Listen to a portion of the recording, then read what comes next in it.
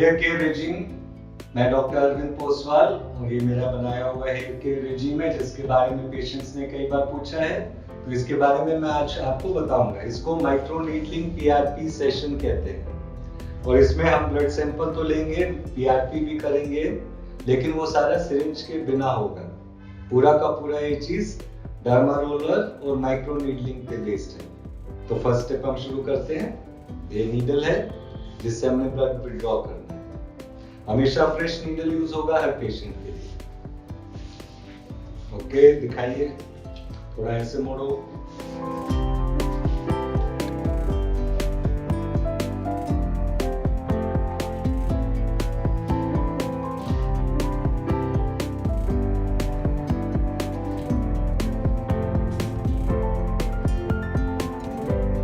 अभी हमारा blood withdraw हो रहा है, इसको हम सेंट्रीफ्यूज करेंगे ताकि हम पीआरपी सेपरेट करें।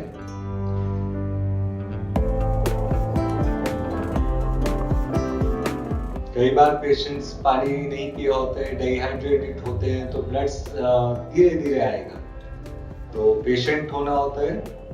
जब आप घर में करेंगे अपने ऊपर ही माइक्रो नीडलिंग, तो पीआरपी वाला पार्ट ओमिट होगा क्योंकि उसके लिए डॉक्टर का जरूरत होता है।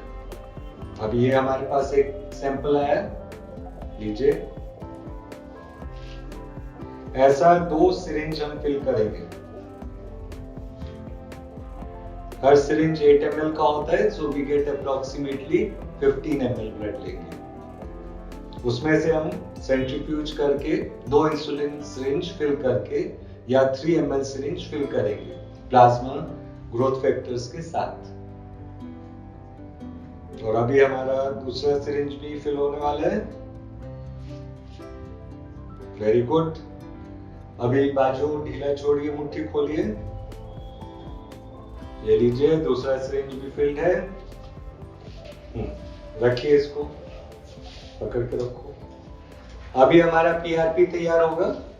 उतने समय हम इस एरिया में जहां पे बाल हल्के हो रहे हैं उस एरिया में तैयारी करेंगे माइक्रो नीडलिंग का। तो माइक्रो नीडलिंग के लिए क्या यूज होगा? Derma roller.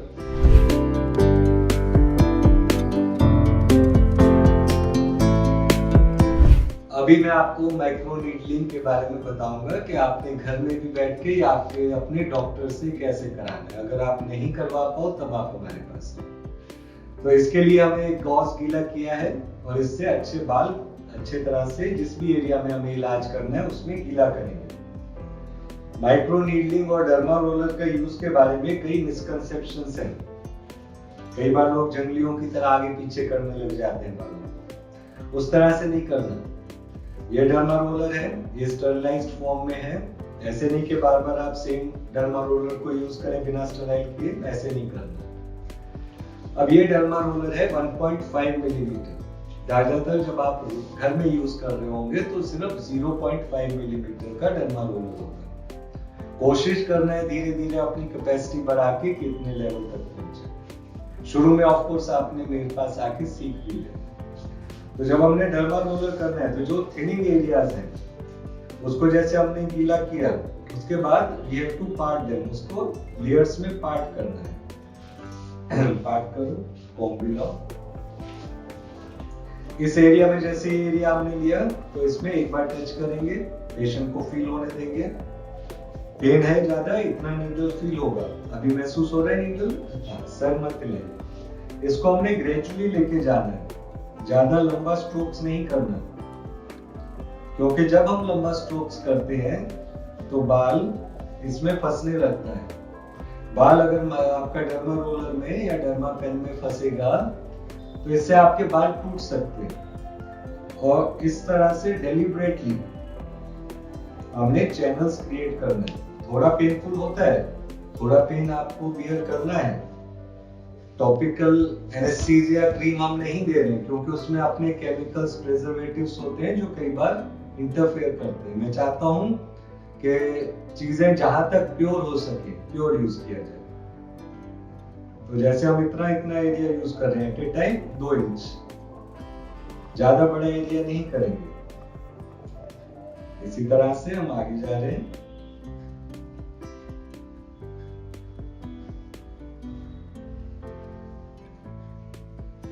अब हम दूसरा साइड देखेंगे। इनका दोनों साइड में हेयर थिनिंग हो रहा है, तो यहाँ पे भी हम पहले बालों को अच्छे से गीला करेंगे। आपने उस साइड अगर ध्यान से नहीं देखा तो इधर देखिए।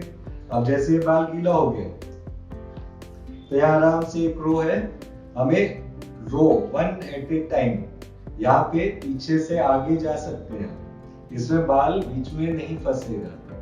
इस चीज का आपने ध्यान रखना है कि आपने बहुत जोर से नहीं करना।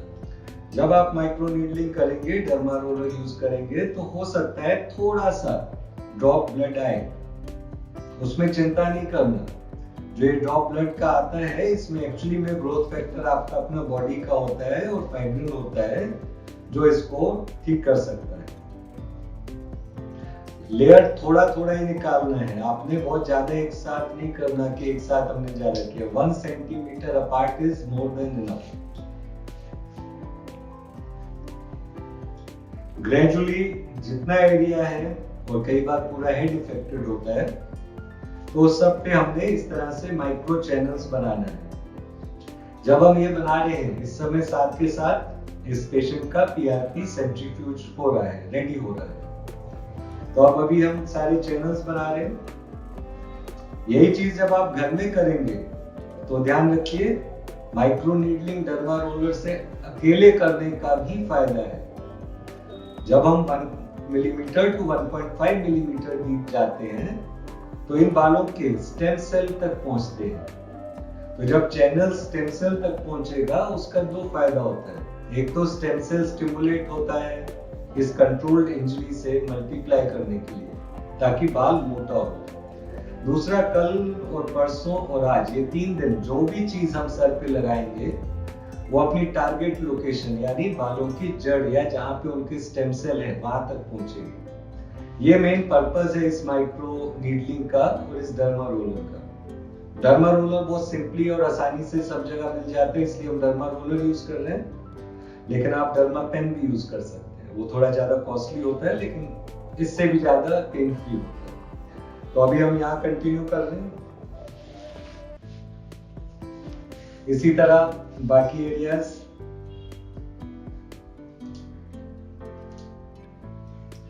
ध्यान रखिए, थोड़ा पेन होता है, ऐसे नहीं है कि बिल्कुल पेन फ्री है।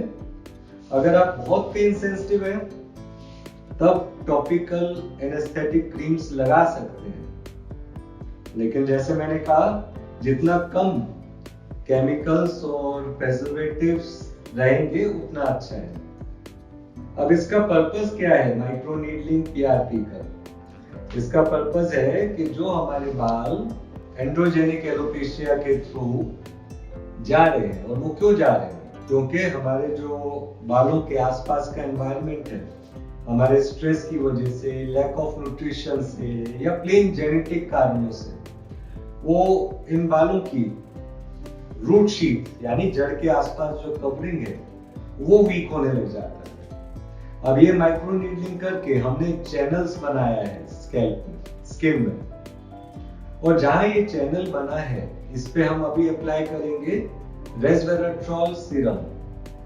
रेस्वेराट्रॉल सीरम लगाने के बाद हम इसको वेट करेंगे अंदर एब्जॉर्ब होने के लिए। उसके बाद हम इस पे पीआरपी फ्लूइड यूज करेंगे। रिमेंबर, जब ये माइक्रो नीडल का चैनल्स बन रहा है तो ये बहुत कंट्रोल डेप्थ तक नीडल्स जा रहे हैं। तो इससे फायदा ये होगा जब हम पीआरपी देंगे, समथिंग जो कि कई बार ओवरलुक किया जाता है कि पीआरपी जब हम सिरिंज से करते हैं तो अगर ध्यान से कंट्रोल रखा जाए तब तो डर्मिस में ही रहेगा, यानी स्किन की लेयर के बीच में, जहां पे के बालों का स्टेम सेल होता है।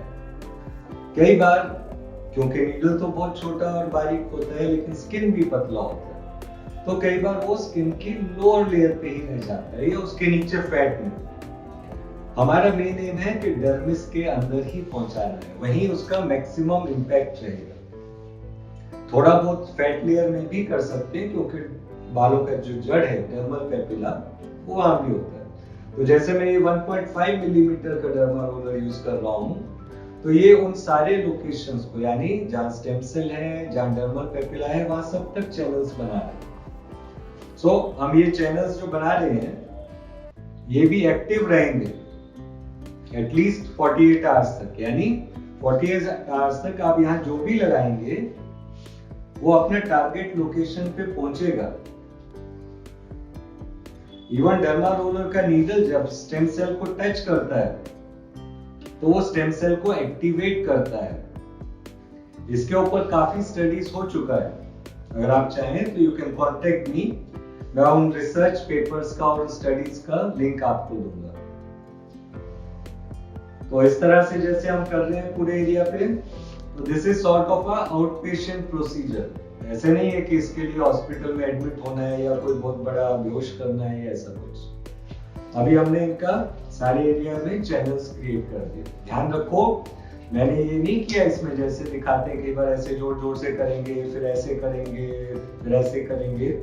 वो सब करने से क्या प्रॉब्लम होता है, जब हम ऐसे मल्टीपल लेयर्स में जा रहे हैं तो सेंट्रल लेयर में ऑलमोस्ट स्किन को 100% डैमेज होना ही होना है। हमें चैनल्स बनाना है, हमने लड़ाई नहीं करना है। एक बार चैनल्स बन गया, ये नीडल है, ये जब स्किन में जाएगा चैनल बनेगा ही बनेगा। तो फिर उसको जबरदस्ती नहीं करना। अब जब चैनल बन गया है इनका, तो अब हम इसको थोड़ा रिलैक्स होने देंगे। उतनी देर में हम देखते हैं, अपने सॉल्यूशंस लाते हैं, तैयार करते हैं और फिर हम यहाँ पे अप्लाई करेंगे। प्रोसेस एक बार मैं बहुत सिंपल से फिर से मैं बताता हूँ। हमने सर अच्छे से साफ किया शैम्पू से, SLS फ्री शैम्पू से, उसको फिर ड्राई किया। एरियाज शुरू में देखिए कहाँ पे थिनिंग हो रहा है, हेयर एंड हेयर, उन एरियाज में फिर हमने बालों को गीला किया। गीला करके कंघी किया, कोम किया और फिर उनको लेयर बाय लेयर पार्ट किया इस तरह से, और इसको मूव किया एक कंट्रोल्ड मैनर में ताकि हमारे चैनल्स स्किन में क्रिएट हो गया। ध्यान रखिए, डर्मा रोलर को रोजाना यूज नहीं करना। अगर बहुत ज्यादा स्किन को डैमेज करेंगे तो रिवर्स उल्टा ही इफेक्ट होगा। हर 2 हफ्ते में एक बार, 1 in 2 weeks। ठीक है, तो अभी हमने ये कर दिया है, तो अभी हमें नेक्स्ट स्टेप की तरफ जाना है।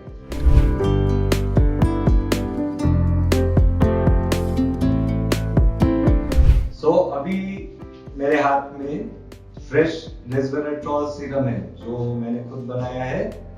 हम हमेशा यूज करेंगे व्हाइट या light yellow, preferably white trans resveratrol powder. उसको एक स्पेशल सॉल्यूशन में डिसॉल्व करेंगे क्योंकि रेस्वेराट्रोल नॉर्मल डिसॉल्व नहीं होता, ना वाटर में ना ऑयल में। तो इसको डिसॉल्व करके एंड इसको हम जहां स्किन पे हमने लगाया है उसको माइक्रो नीडलिंग किया है।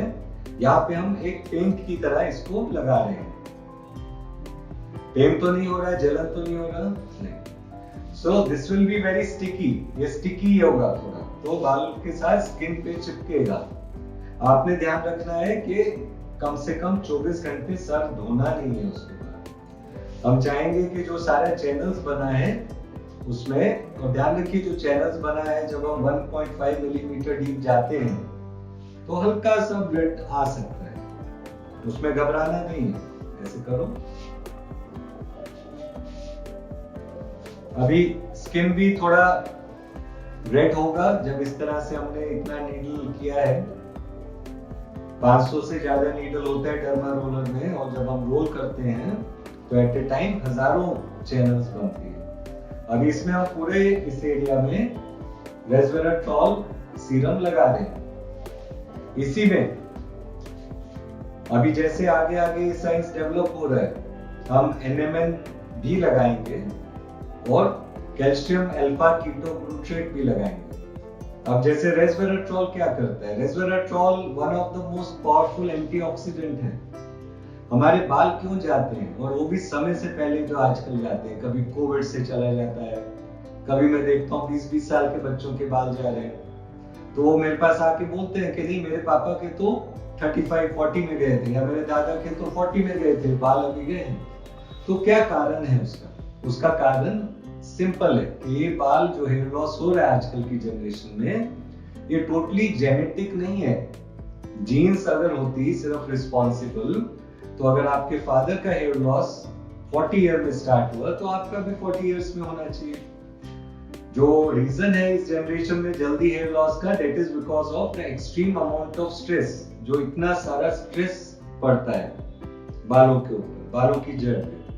अब ये स्ट्रेस सिर्फ मेंटल स्ट्रेस नहीं है, इवन तो मेंटल स्ट्रेस भी इंपॉर्टेंट है। आप सुनेंगे कई बार पेशेंट जैसे बताते हैं कि मैं पढ़ाई करने के लिए घर से पूना गया या किसी भी और सिटी गया, नथिंग बैड अगेंस्ट पूना, मैं खुद पूना में पढ़ा हूँ, एफएमसी पूना, लेकिन हाँ किसी और सिटी में गए तो मेरे बाल गिरने लगे, वहाँ का पानी खराब था, कई बार बोलते हैं हार्ड वाटर था, तो हम डॉक्टर लोग पहले मना कर देते थे। I was also culprited. सब बोलते थे ऐसे थोड़ी होता है, सिर्फ पानी से बाल चला जाता तो आपके हाथों के मूंछों के भी बाल जाते होते। तो अभी जो हमने वो रिसर्च किया है और जो अलग अलग जगह हार्वर्ड में, येल में, एमआईटी में जो जेनेटिक सेलुलर रिसर्च चल रहा है, उसमें उन्होंने देखा कि जब माइस चूहों पे भी रेस्वेराट्रॉल लगाया गया, इसी तरह से माइक्रोनीडलिंग किया गया, चैनल बनाया, उसके बाद रेस्वेराट्रॉल का सीरम लगाया और दूसरे प्रोसेस में एनएमएन भी यूज किया गया। एनएमएन क्या होता है? Nicotinamide mononucleotide. उसको एक एनएडी प्रिकर्सर कहते हैं। एनएडी वो होता है जो हमारे अंदर एनर्जी होता है, जो हमारे एक एक सेल है। अब ये बाल है, इसकी रूट है, अब उसके रूट के आसपास एक प्रोटेक्टिव कवरिंग होता है। उस प्रोटेक्टिव कवरिंग को हम रूट शीट कहते हैं। जैसे तलवार का म्यान होता है, उस तरह से वो रूट शीट होता है। अब जो पुराना साइंस है वो कहता है कि टेस्टोस्टेरोन से, डीएचटी से बाल जाता है। मेरा थोड़ा इससे पूरी तरह सहमत नहीं हूं, क्योंकि टेस्टोस्टेरोन सबसे ज्यादा हमारा बॉडी में होता है जब हमारा एज होता है 15 से 20 साल। तो 15 साल पे तो किसी का गंजापन नहीं होता, अदरवाइज तो 15 साल में हर कोई गंजा होकर घूमता होना चाहिए, जिसका डिस्टाइंड है कि हाँ जी इसको जेनेटिक है। हेयर लॉस होता है जब हमारा बॉडी में एजिंग का साइंस आने लगता है। अब आप लोग कहीं नाराज होंगे मैं बोलूं कि 25 साल का यंग लड़का है और मैं बोल रहा हूँ कि एजिंग आ रहा है, या 30 साल में भी। तो देखिए हमारे बाल हमारा सबसे फास्ट ग्रोइंग ऑर्गन है। हर महीने 1 से 2 सेंटीमीटर लंबा होता है। तो जब ऐसा होता है तो कोई भी हमको स्ट्रेस होगा, कोई न्यूट्रिशनल डेफिशिएंसी होगा, कोई पॉल्यूशन होगा, कुछ हार्मफुल चीज होगा। हाँ हम बर्गर ज्यादा खा रहे हैं, कोक पी रहे हैं, पहले हम घर में खाना खाते थे, रसम खाते थे, सब्जी खाते थे, अचार खाते थे, उसकी जगह अब हम हॉस्टल आ गए, अब हमने सब गलत काम करना। तो सबसे पहले इफेक्ट कहाँ पर चलेगा? सबसे पहले इफेक्ट बालों पे पता चलेगा। इसीलिए बाल या तो सफेद होने लग जाएगा या कम होने लग जाएगा, या बाल फ्रिजी हो जाएगा, ड्राई हो जाएगा। तो जब भी ऐसा कभी हो, take that as a warning sign कि हाँ मेरे बालों को ऑक्सीडेटिव स्ट्रेस या नुकसान पहुंच रहा है।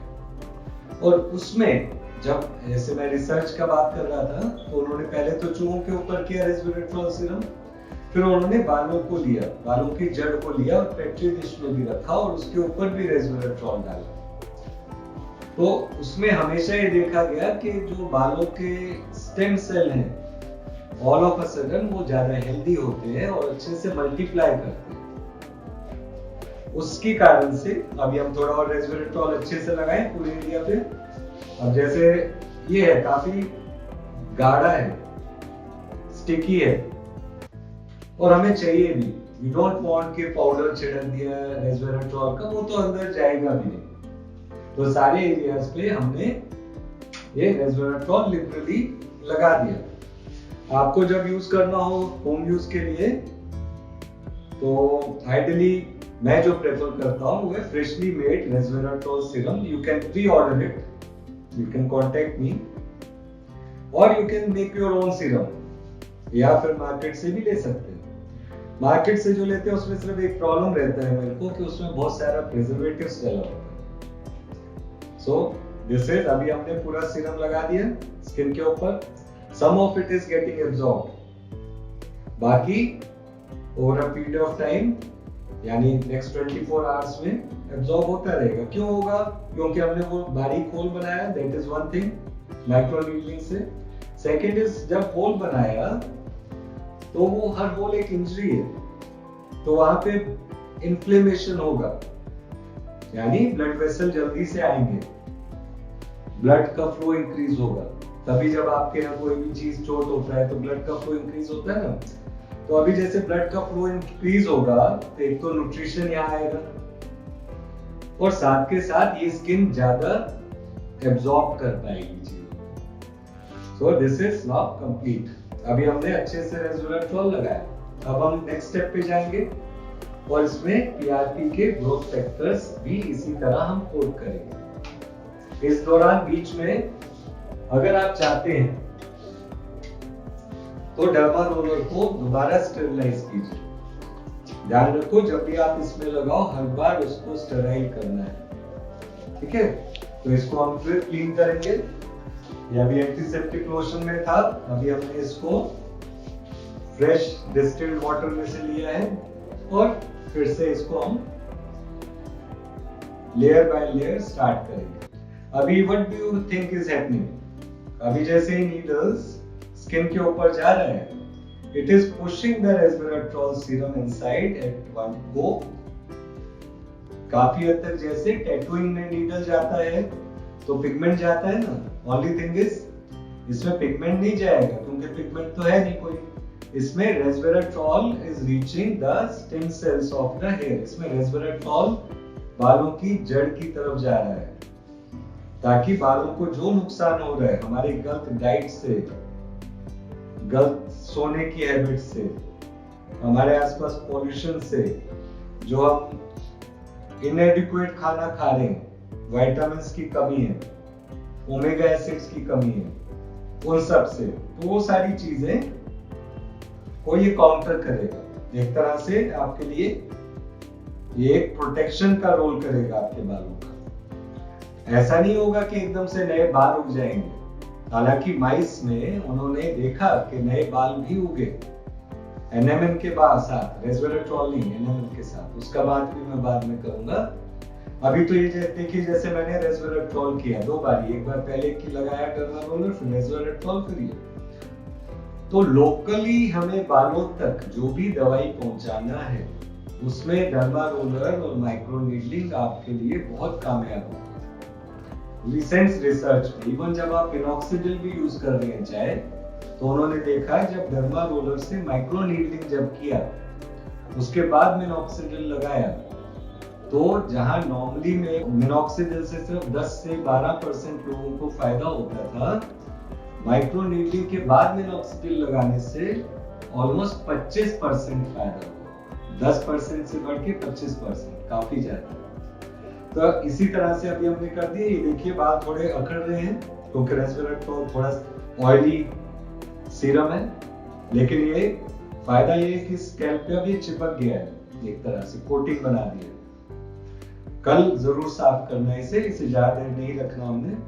अब जो ये चैनल्स भी बन गए हैं, अभी चैनल एक तरह से you can think it of it as a worm hole, right? एक होल बना है जो कि इन्फ्लेम्ड भी है, ये एब्जॉर्ब करेगा चीजें, जो भी अच्छी चीज आप इसको बस ध्यान रखो वो सब चीजें अच्छी स्टेराइल होनी चाहिए। हमको इसमें कुछ अनहेल्दी चीज नहीं करना है, इस पे मिट्टी नहीं पड़ने देना अगले 2 दिन के लिए। और जहां तक हो सके स्विमिंग तो अवॉइड करेंगे। जब माइक्रो नीडलिंग किया है तो 48 आवर्स तक स्विमिंग नहीं करेंगे। अब हमने नेक्स्ट स्टेप में जाना है जिसमें हम इसी एरिया में पीआरपी के ग्रोथ फैक्टर्स मसाजिंग करेंगे, ठीक है। सो अभी आप देखेंगे ये प्लाज्मा है ग्रोथ फैक्टर के साथ। नॉर्मली हम लोग इस सिरिंज से इंजेक्ट नहीं करते। जब इंजेक्ट करना होता है तो वो बहुत बारीक इंसुलिन नीडल होता है, लेकिन इस समय मैंने ये वाला सिरिंज में इसलिए लिया है क्योंकि हमको इंजेक्ट नहीं करना है, हमें ये नीडल का जरूरत नहीं है। ये बॉफी कोट है, जैसे वो उसको सेंट्रीफ्यूज किया जो ब्लड दिखाया था मैंने, और उसमें से जो नीचे वाला क्लियर पार्ट है, अब इसको जहां जहां बाल, जैसे इससे हमने शुरू किया था, तो वहां हम इसको मसाज करेंगे into the skin, into the roots of the hair. You have to go, it is a physical skill, you can say a physical way of making sure that the medicine goes to its target location. इसी तरह हमने यहाँ करना है, जिस area में हमने लगाया है उस एरिया में यहाँ पर अगर आप नोटिस करेंगे बाल थिन हो गया, तो ये एक तरह से बालों को हम न्यूट्रिशन कर रहे हैं, उनका प्रोटेक्शन कर रहे हैं।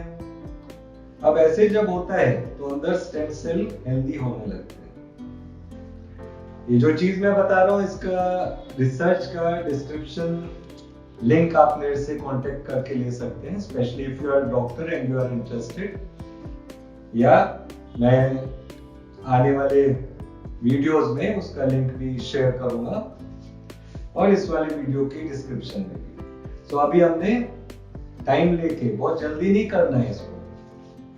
अगर हमने किया है it is gradual, slow and gradual. Think of an artist, think of a chef. कोई भी चीज जब पहुंचानी है कहीं तो आराम से टाइम लेके करना है। जब आप खुद भी करोगे, if you are a medical student और अ डॉक्टर, तो ये आप खुद अपने लिए कर सकोगे, तब तो आप PRP भी निकाल लोगे। और अगर आप कोई डॉक्टर हैं किसी भी जगह पे जो इस फील्ड में काम करते हैं और अपने पेशेंट्स को ऑफर करना चाहें, तो देखिए पेशेंट्स कितना डरते हैं जब PRP को हम इंजेक्शन से देते हैं, क्योंकि अंदर जाता है, स्ट्रेच करता है। यहाँ पे आपको प्रिंसिपल देखिए कितना क्लियर है। बजाय में इंजेक्शन 1 या 2 सेंटीमीटर दूर देने के, जिससे कि ग्रोथ फैक्टर भी किसी जगह होगा, यहाँ पे चैनल्स बिल्कुल साफ साफ बना हुआ है, हार्डली अ मिलीमीटर अपार्ट, और हम वहां पे स्प्रिंकल कर रहे हैं और मसाज कर रहे हैं, तो ये ग्रोथ फैक्टर्स भी अपनी लोकेशन में पहुंच रहे हैं। Remember all this is part of the new anti ageing medicine. कई बार एंटी एजिंग मेडिसिन में many percent people think it's only about Botox. It's not about Botox or fillers. That is not anti-aging medicine. That is cosmetic medicine. Anti-aging medicine बालों में बहुत काम आता है। क्यों? हमारे बाल ही सबसे पहले एज होते हैं, और ये रिसर्च फाइनली जीन लेवल पे हार्वर्ड यूनिवर्सिटी और बाकी इस जगह साइंटिस्ट ने, and remember all of them are Nobel prize winning scientist. ऐसे नहीं है किसी ने घर में बना के रिसर्च कर दिया। और ये हमने अच्छे से पूरा एरिया को कवर कर दिया। अब जैसे हो गया तो one final glow of microneedle, इसको आराम से हम रख रहे हैं। अब स्किन हल्का सा रेड भी हो रहा है। आफ्टर ऑल जब नीडल्स गया है रेडनेस आएगा। और अगर आप ध्यान से गूगल में सर्च भी करेंगे, माइक्रोनीडलिंग कई बार फेस पे भी करते हैं, और जब हम 1 मिलीमीटर टू 1.5 मिलीमीटर फेस में जाते हैं तो यहाँ ब्लड भी आता है। उसी को कई लोग वैम्पायर फेशियल भी कहते हैं। तो ये एक सिंपल नॉन सर्जिकल तरीका है कि हम बालों पे इसका फायदा उठा पाए। जब आपका स्कैल्प, ध्यान रखिए, जब हमारे बाल वीक हो रहे हैं तो साथ के साथ जो स्कैल्प का स्किन है वो भी वीक हो रहा है। तो हम जो ये सारा चीजें प्रोवाइड कर रहे हैं, ये स्किन और बाल दोनों को हेल्दी करना है। इसी में आगे जाके हाइलुरोनिक एसिड भी यूज होना है, कोलेजन पेप्टाइड भी। लेकिन कितना चीजें हम सर पे लगाएंगे, तो फॉर टाइम बीइंग, जैसे मैंने इस पेशेंट को बोला है कि orally hyaluronic acid, collagen peptide लगाएंगे। यहाँ पे जो लगाना है अगले 2-3 दिन रेस्वेराट्रॉल सीरम हम देंगे, उसको वापस लगाएंगे। साथ ही साथ इस पे मिनॉक्सिडिल भी यूज कर सकते हैं। For 2 days at least minoxidil will go much deeper. कम से कम 2 दिन मिनॉक्सिडिल काफी गहराई तक जाएगा। अब लास्ट फेज में हम इसके ऊपर one final time derma roller का यूज करेंगे।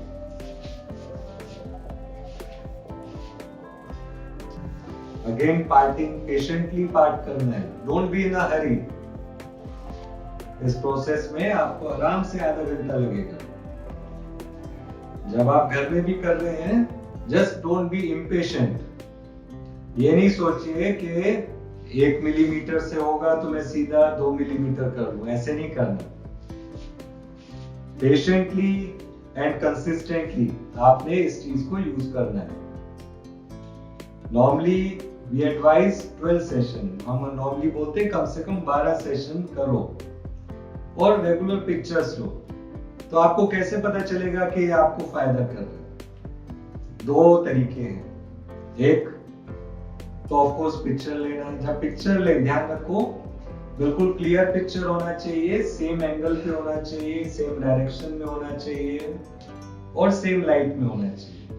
पिक्चर्स कम से कम महीने में एक बार तो जरूर लीजिए, तभी आपको पता चलेगा मेडिसिन आपके लिए फायदा कर रहे हैं, कितना फायदा कर रहे हैं। दूसरा चीज, जैसे लेडीज में होता है, ये ट्रीटमेंट लेडीज के हेयर लॉस में बहुत फायदेमंद है, क्योंकि जब बाल पूरी तरह चला गया, अगर कुछ बचा ही नहीं, तब तो ऑफ कोर्स ये वाला मेथड नहीं कर पाएगा ना काम।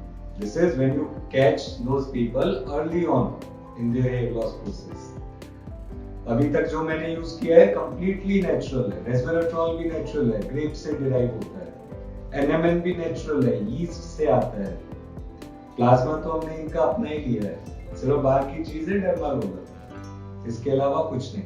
तो इसका साइड इफेक्ट कुछ भी नहीं होता। ठीक है, अभी हम इसको फाइनल प्रोसेस करते हैं, last few strokes, and then उसके बाद हम इनको आराम से रिलैक्स करके छोड़ेंगे। डन। आओ, अब जैसे जिन लोगों का बाल है लेकिन डिफ्यूज हेयर लॉस है, तो उनको जितनी जल्दी स्टार्ट करें इस चीज पे अच्छा है। नॉर्मली क्या होता है, अगर आपका बाल जा रहा है तो आप जल्दी जल्दी हेयर ट्रांसप्लांट तो जाएंगे नहीं, और कई बार एलोपैथिक मेडिसिन से भी डर लगता है, कई साइड इफेक्ट होते हैं। फाइनास्ट्राइड खाने से कई बार सेक्सुअल साइड इफेक्ट भी होते हैं। मिनॉक्सिडिल से बाल सर के ड्राई हो जाते हैं, ड्राइनेस होता है, डर्मेटाइटिस भी हो सकता है। तो ये जो मेथड मैं आपको सिखा रहा हूँ, माइक्रो नीडलिंग पीआरपी, कन्वीनियंस के लिए मैंने इसको पोस्वाल हेयर केयर सिस्टम या पोस्वाल हेयर केयर मेथड का नाम दिया है। तो इससे हम सारे न्यूट्रिएंट्स, एंटीऑक्सीडेंट, विटामिन्स, बायोटिन, ये सब पहुंचा सकते हैं बाल, और लोकलाइज्ड वे में पहुंचा सकते हैं। सो अभी हमने क्या किया, रेस्वेराट्रोल और पीआरपी को यूज किया है। अब इसी चीज को हम यूज करेंगे for a period of 12 session, 12 बार, हर 2 हफ्ते बाद करेंगे। अब ये बाल हमने कोम कर दिया and the process is over. अगर आपका कोई क्वेश्चन होता है इसके बारे में तो आप वो मेरे से कांटेक्ट कर सकते हैं, मेरे फोन नंबर भी है, व्हाट्सएप कीजिए, दैट इज द प्रेफर्ड वे। और अगर आप अपने बालों के लिए इलाज चाहते हैं and you want my consultation to take a few pictures, जहां से बाल गिरे हैं, अच्छा क्लियर पिक्चर में फोटोग्राफ्स लीजिए, क्लियर लाइट में, सॉरी, और उसको मेरे पास भेजिए व्हाट्सएप से। एंड ऑफ कोर्स अगर आपका कोई मेडिकल इशू है, जैसे थायराइड हार्मोन का प्रॉब्लम है, वो चीज पहले चेक कराइए, दैट वो तो बेसिक रिक्वायरमेंट होगा, मैं पूछूंगा। इस तरह से keep your hair healthy. If you are not destined to lose hair, जैसे मैंने बताया जेनेटिक कॉजेस पे एक होते हैं, लेकिन एपिजेनेटिक कॉज, एपिजीनोम, जो ये सब मैंने किया, मैंने अभी ये क्या किया है इनके लिए, मैंने इनके स्टेम सेल्स को न्यूट्रिशन एक तरह से प्रोवाइड किया है, और साथ के साथ ग्रोथ फैक्टर्स वो उनका ग्रोथ स्टिमुलेट किया है। तो वो सारा का सारा चीजें एक तरह से इनके बालों की लंबी उम्र के लिए फायदा करेंगे। ये नहीं कि अगर जीन्स है कि हाँ जी पापा के पूरे हेयर लॉस हुए थे तो इनका हमेशा के लिए बाल गिरेगा, लेकिन जो इतनी यंग एज पे जा रहा है हमें उसे डिले करना है, वो तो हम जरूर करेंगे। आने वाले टाइम में keep your eyes open. We have come across new research, जिसमें नया रिसर्च है जिसमें कि देखा गया है कि एनएमएन के यूज के बाद, जैसे अभी इसमें मैंने रेस्वेराट्रोल और पीआरपी ग्रोथ फैक्टर यूज किए हैं, उसी तरह कई और ग्रोथ फैक्टर्स और एनएमएन को यूज किया गया है, जिसमें कि actually number of hair have increased. अब मैं ये नहीं कहूंगा कि नए बाल बन गए, लेकिन ये जरूर है कि कई बाल जो कि रेस्टिंग फेज में चले जाते हैं, टेलोजन जिसे कहते हैं, तो रेस्वेराट्रोल हो, चाहे ग्रोथ फैक्टर्स हो, चाहे एनएमएन हो, वो उन बालों को रेस्टिंग फेज से पुश करते हैं ग्रोथ फेज में। ग्रोथ फेज में जब पुश करेंगे, यानी बाल ज्यादा देर तक ग्रोथ फेज में रहेगा। जब ज्यादा देर ग्रोथ फेज में रहेगा तो मतलब होगा ज्यादा लंबा हो गया, तो लंबे बाल भी होंगे। और नेचुरली जब आप उनको सारी चीजें देंगे, बायोटिन, क्वर्सेटिन, रेस्वेराट्रोल, एनएमएन ओरली भी देंगे, पूरा बॉडी में भी रहेगा। डाइट भी अच्छा रखेंगे। डाइट में क्या चीज बोलता हूं मैं? ब्रोकली, मशरूम, टमाटो का सैलेड, सैल्मन अगर आप फिश खाते हैं, अगर सैल्मन नहीं खाना तो कोई भी ऑयली फिश, और कुछ नहीं तो सी फूड जरूर अपने साथ खाइए। I am not a fan of mutton and lamb and chicken, उसमें इतना अच्छा चीजें नहीं रखा, हालांकि वो भी नॉन वेज है। तो उसमें सी फूड पे कंसंट्रेट कीजिए। आपने देखा होगा सी फूड खाने वालों के बाल भी अच्छे होते हैं, तो सी फूड पे कंसंट्रेट कीजिए। और ये वाला सारी चीजें, ये प्रोसेस जो मैंने बताया है, इसको लीजिए। जब आपको मॉनिटर करना होगा, एक तो आप पिक्चर्स लेंगे, दूसरा जब आप कोम करेंगे बाल हेयर ब्रश से, हेयर कोम से, तो जितने बाल टूटेंगे उनको कलेक्ट कीजिए। यू शुड नो कि ठीक है, हर रोज बाल मेरा धीरे धीरे कम गिरने लग गया। एक टाइम शायद ऐसा है जब बहुत कम गिरने लगे। That will of course be, that will show you कि हाँ किस तरह से ट्रीटमेंट काम कर रहा है। इस वाली ट्रीटमेंट में आपको ऐसा नहीं होगा कि किसी गंजे के सर पे बाल उग जाए। जो बिल्कुल खाली सर है उस पे बाल नहीं उगेगा इसमें। सो डोंट एक्सपेक्ट, ऐसी उम्मीद नहीं कीजिए कि पीआरपी ग्रोथ फैक्टर या रेस्वेराट्रोल या कुछ पूरा नया बाल उगा रहा है। लेकिन अगर आप शुरुआत की स्टेज में आ जाते हैं तो ये ट्रीटमेंट बहुत ही बढ़िया, non invasive, scientifically backed, research से बैक्ड है। इसको यूज कीजिए और कोई क्वेश्चन हो मेरे से पूछिए। Thank you.